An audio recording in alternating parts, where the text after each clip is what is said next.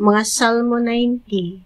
Ginoo, ikaw sa kanunay mao ang among puloy-anan, sa wala mo pabuhata ang kabukiran ug sa wala pa nimo himua ang kalibutan. Dios ka na, walay sinugdanan ug walay katapusan. Gisultihan mo ang mga tawo sa pagbalik ngadto sa ilang gigikanan.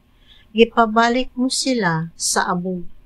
Alang kanimo sama lamang sa usa ka adlaw ang 1,000 ka tuig.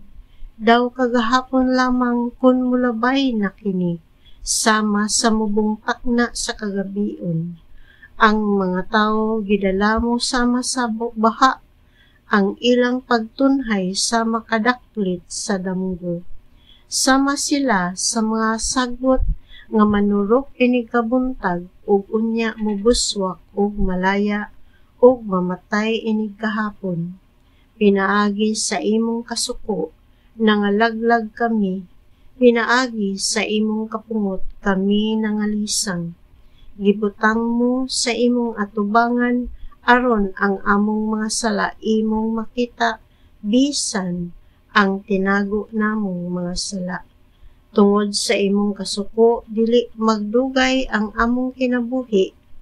Matapos kini daw usa lamang ka panghupaw.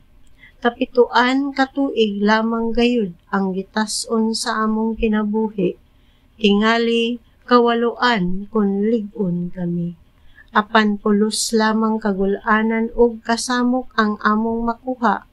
Unya matapos kini ug kami mahanaw.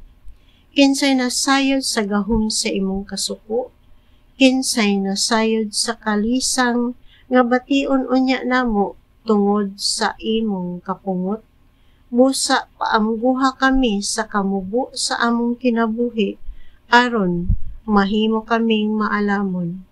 Hangtod kanus mapuypoy ang imong kasuko o Ginoo. Kaluy-a in town ang imong mga ulipon.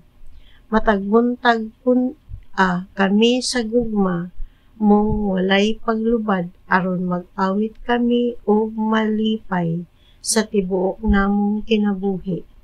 Hatagi kami karog kalipay nga sa makadaghan sa kagul-anan nga gihatag mo kanamo, sulod sa katuigan sa among pag-antos.